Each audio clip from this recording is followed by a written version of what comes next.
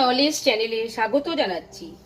আগের ক্লাসে আমি চতুর্থ শ্রেণীর রায়ান মার্টিনের প্রশ্ন বিচিত্রায় যে বিন্যাসগুলো ছিল সেগুলো নিয়ে ক্লাস নিয়েছি। আজকের ক্লাসে আমি আরো 6টি বিন্যাস করাচ্ছি। তো প্রথমে আমি শেষের দিক থেকে শুরু করছি। এখানে দেখতে পাচ্ছি 2, 3, 4, 6, 8 এই বিন্যাসটা কি হবে, এই জায়গায় বিন্যাসের যে সংখ্যাটা হবে সেটা বের করতে হবে। তাহলে এখানে কি প্রসেসে আমরা এটা বের করব। তো আমরা প্রথমেই দেখে নিই যেখানে কিভাবে সাজানো হয়েছে সংখ্যাগুলোকে। 2 এর সঙ্গে 1 যোগ করলে আমরা 3 পাচ্ছি, 3 এর সঙ্গে 1 যোগ করলে আমরা 4 পাচ্ছি, কিন্তু 4 এর সঙ্গে 1 যোগ করে আমরা 6 পাচ্ছি না। তাহলে এটা কিন্তু 1 যোগ করে এই সিরিজটাকে সাজানো হয়নি। তাহলে এভাবে আমরা যদি এভাবে ধরি যে 2 এর সঙ্গে 2 এর থেকে 4, 4 এর থেকে 8, তাহলে মিলে যাচ্ছে 8 এর থেকে 16। তার মানে এটা 2 গুণ করে কিন্তু 16 এসেছে। 2 দুগুণে 4, 4 দুগুণে 8, 8 দুগুণে 16। যেহেতু এটা মিলে যাচ্ছে এই সিরিজটা, তাহলে কিন্তু আমরা বুঝতে পারছি যে সংখ্যার ক্রমটা এইভাবে 2 গুণ করে বেড়ে গেছে একটি পরপর। তাহলে এখান থেকে আমাদের 3 এর সঙ্গে 2 গুণ করে আমরা পাচ্ছি 6, 3 দুগুণে 6। আবার এখানে তাহলে হয়ে যাবে 6 দুগুণে 12। তাহলে 2 গুণ করে কিন্তু একটি সংখ্যা পরপর 2 গুণ করে কিন্তু এই সংখ্যাগুলোকে সাজানো হয়ে যাচ্ছে। তারপর পরবর্তী অঙ্কে চলে যাচ্ছি। এখানে আমরা লেটার আছে দেখতে পাচ্ছি, দুটো করে লেটার আছে। প্রথমে আছে এজেড, তারপর বিওয়াই, সিএক্স, ডিডব্লিউ, ইভি। অর্থাৎ এখানে দেখতে পাচ্ছি যে লেটারগুলোর দুটো করে লেটার আছে।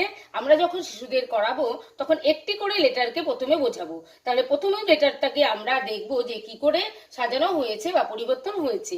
এ, বি, সি, ডি, ই, তার মানে পরপর বেড়ে যাচ্ছে। তার মানে এ, বি, সি, ডি, ই। তাহলে এখানে হয়ে যাবে এফ, এখানে হয়ে যাবে জি। তাহলে আমরা প্রথম লেটারটা থেকে পেয়ে গেলাম এফ, জি। এবার দেখতে পাচ্ছি জেড, ওয়াই, এটা কিন্তু উল্টো দিকে যাচ্ছে, Z, Y, X, W, V. তাহলে ভি এর আগে যেটা আছে সেই লেটারটা এখানে বসবে, তার আগে যে লেটারটা আছে সেটা কিন্তু এখানে বসবে।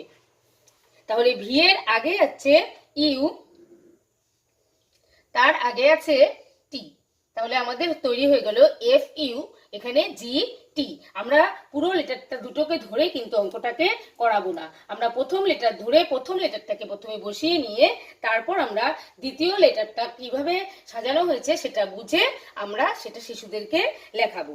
চলে যাচ্ছি পরবর্তী অঙ্কে। এখানে আছে 8, 5, 18, 10, 23 এবং 15। আমরা প্রথমে দেখবো এটাকে কি করে সাজানো হয়েছে। তো এটাকে সাজানো হয়েছে 5, 18, অর্থাৎ 5 থেকে বেড়ে গেছে, আবার 18 থেকে 10, 10 কমে গেছে, আবার বেড়ে গেছে, আবার কমে গেছে। এখন আমরা বের করে নেব কত করে বেড়েছে, কত করে কমেছে। তাহলে এই দুটোর মধ্যে যদি আমরা পার্থক্য করি তাহলে আমরা দেখতে পাবো হচ্ছে 13, অর্থাৎ 13 বেড়েছে। এখানে কিন্তু কমেছে কত, 10 আর 18 পার্থক্য হচ্ছে 8। তাহলে কমেছে হচ্ছে 8 করে, বেড়েছে হচ্ছে 13 করে। এটা যদি দেখি আমরা যে এখানে কিন্তু 13 বেড়েছে, 13 যোগ হয়েছে। এখানে কিন্তু যদি আমরা দেখি এখানে কিন্তু আবার 8 বিয়োগ হয়েছে।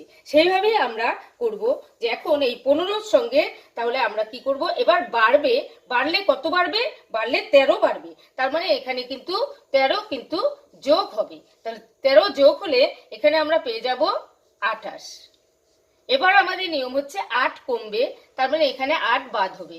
বাদ হলে এখানে 28 থেকে 8 বাদ হলে এখানে হয়ে যাবে 20।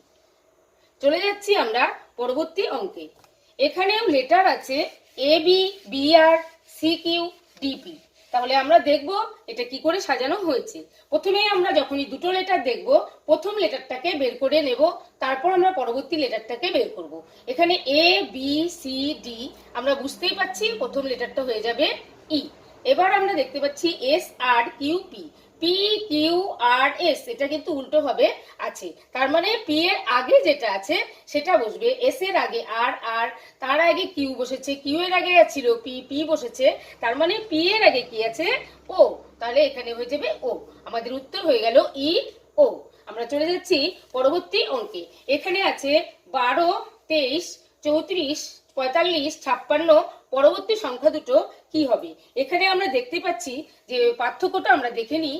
এখানে কিন্তু যোগ হয়েছে 11, এবার এই 23 সঙ্গে যদি আমরা 11 যোগ করি তাহলে কিন্তু আমরা পেয়ে যাচ্ছি আবার এই 34।